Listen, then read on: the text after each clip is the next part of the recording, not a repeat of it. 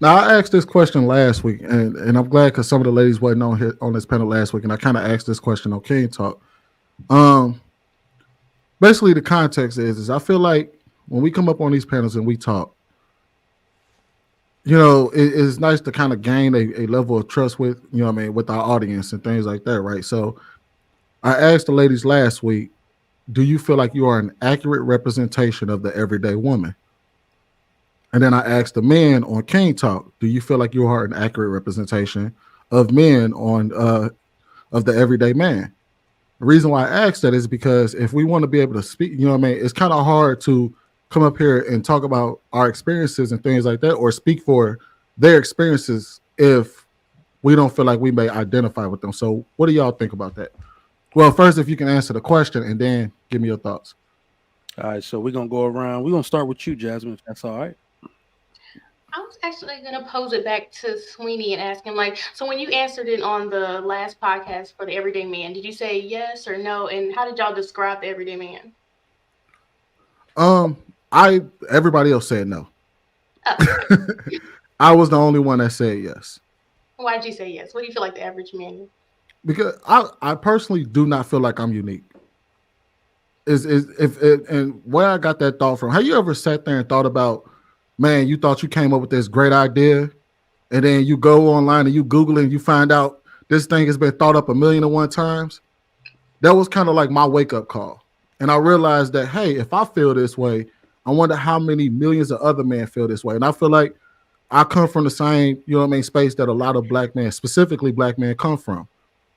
So when I look out at the world and I see everyday men, I identify myself in the same spaces that they in. I feel like I've had the same experiences, the same trials and tribulations, the same I guess the same, what is the word I'm looking for? The same experiences with women. You know what I mean? So I see myself in them because I feel like I am them. Okay, First of that's all, pause. I said it in my head. I said it in my. Y'all got to let go of that toxic masculinity. Oh boy, I said it, but I got to let that go. all right. So let's let Jasmine get her full answer. You got the context, Jasmine. yes. Now I got the context, All but right, bro. Let's get into it. so I'm gonna say yes and no, just because I don't know all the women in the world. I don't know what their daily struggle is, but I know like we're just talking about just relationships in a sense. I feel like we all go through the same things pretty much. We have good guys, bad guys, cheaters, such and such. So I feel like we all go through that. But as far as um like gender roles and like what do you want to do with your life and that type of thing, I would say I'm a little not like the average woman just because I'm not really pressed for like marriage or having kids and all that stuff like that. I'm just living like Larry daily. So it's just, I don't really like I just let the chips fall where they may. So and whereas most people are like I'm not gonna say most women, whereas a lot of women that I know that I'm surrounded by are more focused on those things. All right, my man Trav, what's going on? So,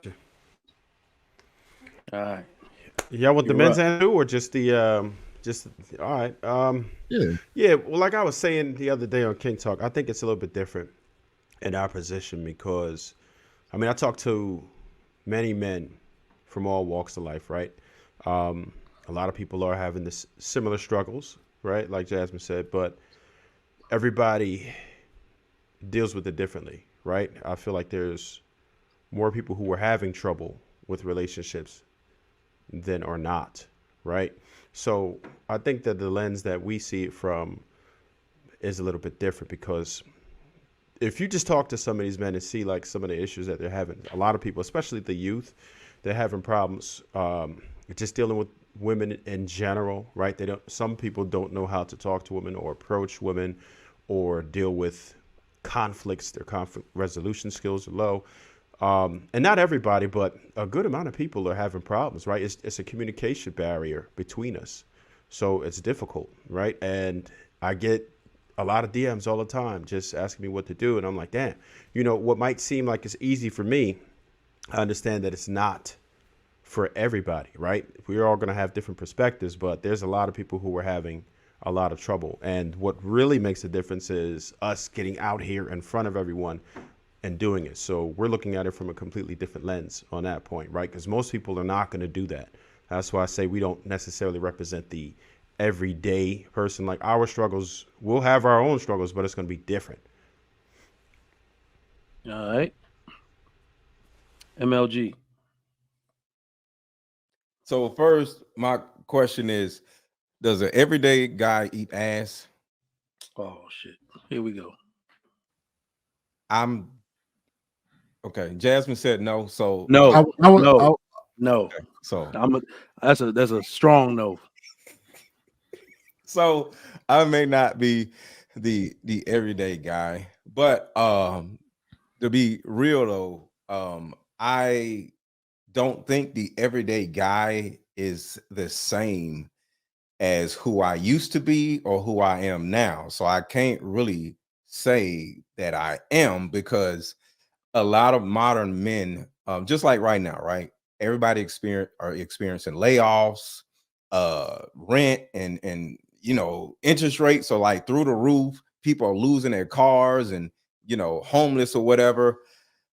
I sold crack when I was a kid, right? When I was younger. I had my first house when I was like 17 years old. No, I'm sorry, 19 years old. But I moved out my mama's house when I was 17 years old, right? So I jumped off the porch early. I was young. I would have a nice car, and back in the day, a nice car was actually a $900 Cutlass that you put rims on, and you got a paint job. So altogether, you spent $2,000 on this amazing looking car, but you only spent $2,000 in Yano Kano, right? And I would just roll up on chicks, just playing my music, and I would just ride down the street, and chicks would just come out the house wondering who is playing, who bumping their music down the street.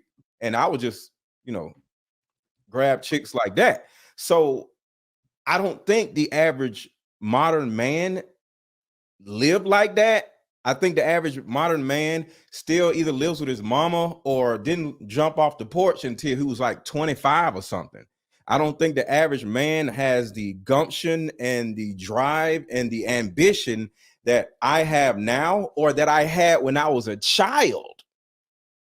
I was a child beating up grown ass men. You feel me? Selling crack, shooting at folks. So I would like to be the average guy, but the average guy does not have my mental makeup.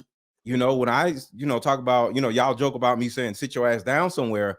It's not about me going off on y'all, making y'all feel bad. I'm actually that nigga that would put you in a position emotionally you would want to sit your ass down somewhere being around me, because it always happens.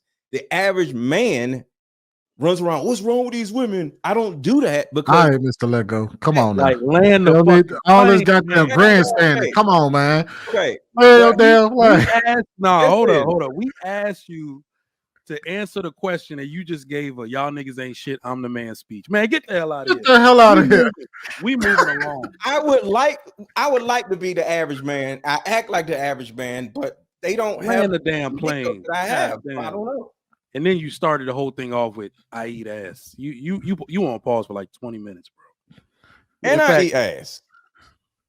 All right, let me get a To the mature modern answer men, here. y'all start eating ass and y'all could be like me, I guess. I don't know.